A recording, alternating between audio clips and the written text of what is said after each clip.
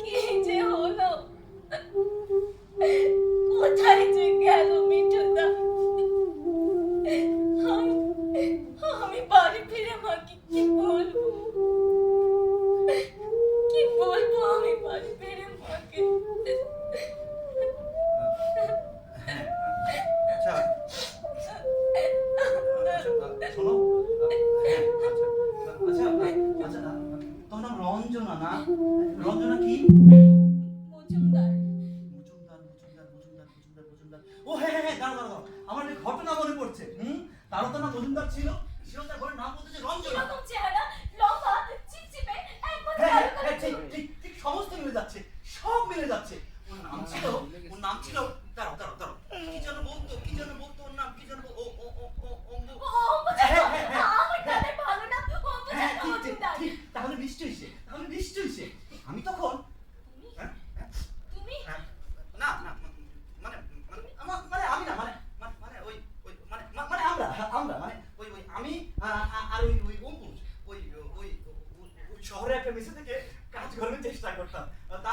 তাও প্রায় ওই খঞ্জনা গ্রামের কথা আর ওর ছোট বোনের কথা বলতো। তুমি আর মিঠুদা একই মেসে ছিলে? হ্যাঁ, মিঠুদা তুমি কি বলতো? বলতো বলতো স্বপ্নের কথা, কেমন করে বড় হবে, কেমন করে বেশি টাকা রোজগার করে মা বোনকে পাঠাবে, এইসব কথা। মাকে টাকা পাঠাবার জন্য ও যেন পাগল হয়ে গিয়েছিল। রোজ সকালবেলা মেস থেকে বেরিয়ে যেত আর ফিরতো অনেক রাত্রে। যখন ক্লান্ত হয়ে শুয়ে পড়তো, আমি তখন আস্তে তার পাশে গিয়ে শুতাম আর জিজ্ঞাসা করতাম, কিছু হলো? কোনো উত্তর পেতাম না। আমি কিন্তু প্রায় তাকে বলতাম, চল না আমাদের আড্ডায়, ওখানে গেলে একটা ব্যবস্থা নিশ্চয়ই হবে।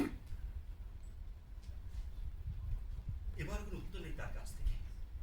জানো জানো অম্বুজ কত চেষ্টা করছে টাকা রোজগারের জন্য। একদিন ঘটনা বলে শোনো, এই টাকার জন্য, এই টাকার জন্য শহরের কলেজ মানে খুব হইচই, লোকজন চেঁচাচ্ছে, পকেট মার, অম্বুজ সারাদিন পকেট মারতে। আমার মিঠুদা কিছু নেই না, আমার মিঠুদা পকেট মারতেই পারে না। আমার মিঠুদা সবাইকে ভালো হতে বলতো।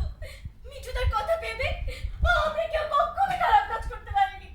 আমার মিঠুদা কিছু নেই না, কিছুতেই না, কিছুতেই না। নিশ্চয়ই পারে। আরে তোমার মিঠুদা কিছুতেই পকেট মারতে পারে না।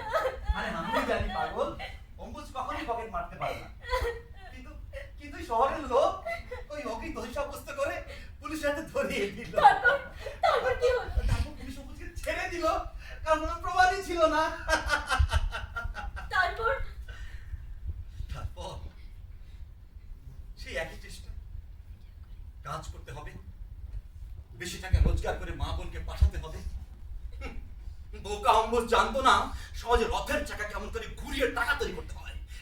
একদিন জোর করে আমাদের দলের সর্দার বীরুর কাছে নিয়ে গেলাম, কিন্তু কিন্তু শুধু তোমার দাদা কিছুতেই খারাপ কাজ করে টাকা রোজগার করতে রাজি হলো না।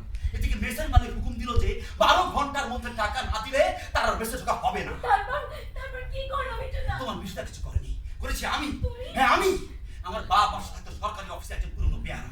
সেদিন তার মাসের মাইনের টাকাটা তার সুটকেসের মধ্যে আমি রাখতে দেখেছিলাম। সেই টাকা তার বর্তমানে বাক্স ভেঙে মেসের মালিকের হাতে দিয়েছিলাম। আর তাকে খুব অনুনয় করে বলেছিলাম, আমাকে আর কিছুদিন থাকতে দিন স্যার, আর কিছুদিন থাকতে দিন। আমি এর মধ্যে একটা কাজ নিশ্চয়ই জোগাড় করে নেবো। তুমি বলেছিলে? হ্যাঁ? হ্যাঁ? মানে আমি না, মানে হ্যাঁ, আমার সামনে তোমার মিঠুদা মেসের মালিককে বলেছিল আর কি। মিঠুদা বলেছিল? হ্যাঁ হ্যাঁ হ্যাঁ, না মানে শিক্ষা করে বলেনি, আমি বলতে বলেছিলাম তাই বলেছিল আর কি। তুমি যে বললে মাত্রই যে জানো সেই দিন রাতে সকালে যখন